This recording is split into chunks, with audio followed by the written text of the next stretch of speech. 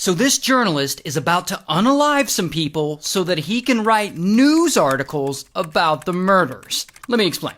Now the journalist, his name is Vlado, and he lives in a small town in Macedonia, and he's a bit messed up in the head. Apparently, he had always had a super contentious relationship with his late mother, and bro's allegedly got some mommy issues. 'Cause one day, I guess Vlado finds a way to take out all these frustrations on some women that live in his neighborhood. And so he targets his first victim, this woman, Mitra. Mitra's 64, and she knew Vlado's mom, and Mitra even works as a cleaner just like Vlado's mom worked as a cleaner.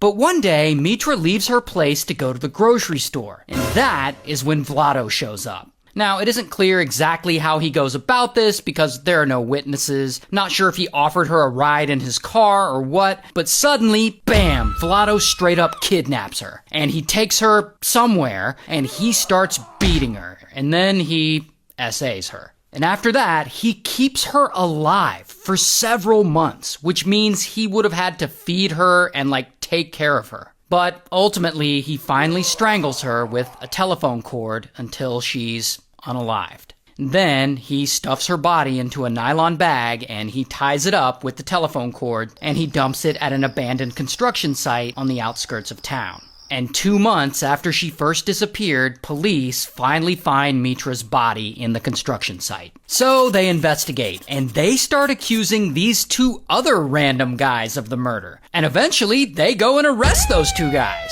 Meanwhile, Vlado isn't even a suspect, so he totally gets away with it. Now, remember how I said Vlado is a journalist? Well, pretty quickly, he starts reporting on the case, and he publishes a news article about Mitra going missing. And he goes and he interviews some of her friends and family members about the crime. He even reports on the trial of the 2 random guys who were wrongly accused of unaliving Mitra. Which, by the way, those 2 guys who were falsely accused, they ultimately both get sentenced to life in prison. But don't feel bad for these 2 guys. Part of why they're murder suspects in the first place is because they actually unalived someone else, a totally different, unrelated guy, which they admitted to. So they get life in prison. Anyway, 3 years pass, and Vlado still hasn't been caught. And he's feeling pretty confident. He's ready to do it all over again. And that is when he sets his sight on this woman. Her name is Ljubica. And Ljubica's 56, and like Mitra, she also works as a cleaner, and she's also familiar with Vlado's mom.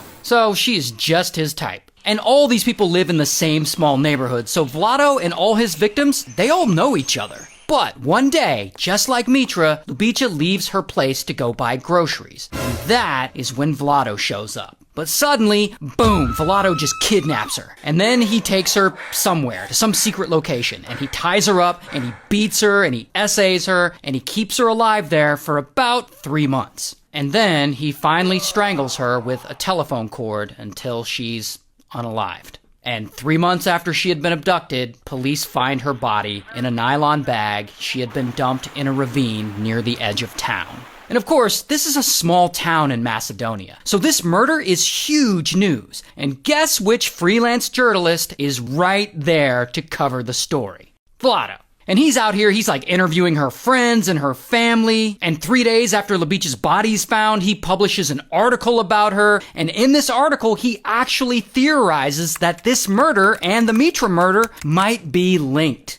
He's telling on himself. Oh, but Vlado's not done. Because a few months later, he chooses his next victim, this woman, Zvana. And Zvana is 65. And just like the other victims, she's a cleaner. She also knew Vlado's mom, because they all live in the same neighborhood. And one day, she's sitting at home and ring, she gets a phone call. And it's her friend. And her friend is like, "Hey, have you heard the news? There's been a horrible car crash and they're saying your son is involved." So Zvana, she goes and she turns on the news, on the radio. And yeah, there's a report that there's been a horrible car crash involving her son. So Zvana immediately drops everything and she leaves her place. And as she's leaving, her neighbor sees her and he's like, "Hey, what's going on?" And she's like, "I think my son was in a horrible car crash. I'm going to the hospital to see if he's there." And then she heads straight for the hospital. And that is the last time anyone sees her. And again, it is speculated that while she's on her way to the hospital, Vlado crosses paths with her. And he likely offers her a ride. And somehow he gets her alone and he kidnaps her. And then he takes her to some unknown location and he beats her up and he essays her and he strangles her with a telephone cord. Then he puts the body in a nylon bag and he ties it up with the same telephone cord he used to unalive her. But after she had left the house that day, that same afternoon, that neighbor that she saw, he gets a knock on the door. And it's Savannah's son. And son asks the neighbor, "Hey, have you seen my mom? I can't find her anywhere." And neighbor's like, "Dude, she went to the hospital because she heard you got in a car accident." Now, of course, son had not, in fact, been in a car accident. So he's like, "What the f*** are you talking about?" And he hadn't been in a horrible car accident because there had been no horrible car accident.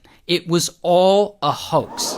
Now, it is speculated that Vlado, who is a journalist, that he called the local radio news station and reported to them that there had been a car crash and that Zavana's son had been involved. So that radio station would report on it and Zavana would hear it and go out looking for him. And I guess it worked because she did. Regardless, 9 days later, some people find Zavana's body unalived in a pile of trash that had been dumped next to the local soccer field. And 3 days after that, Vlado publishes a news article about the murder in one of the biggest national newspapers in Macedonia. And in this article, he links the murders of all three women, and he's the first person to suggest that there might be a serial killer on the loose. Like I said, bro's telling on himself. I mean, this man is diabolical, and it looks like he's getting away with it.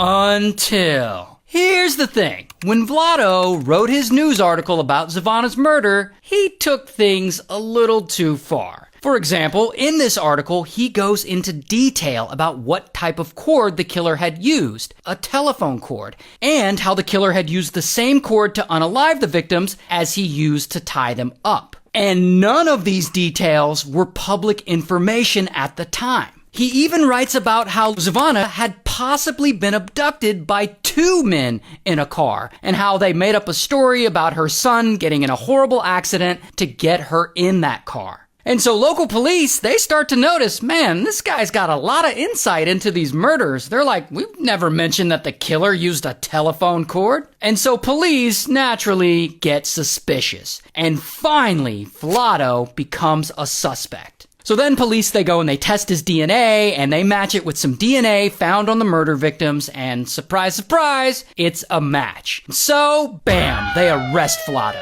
And I couldn't find a mugshot, so here's an actual photo of him in police custody. But then, 3 days after his arrest, while he's in jail, he's in his cell, and he goes and he dunks his head in a bucket of water, and he drowns. He unalived himself. So, shout out to the bucket, I guess.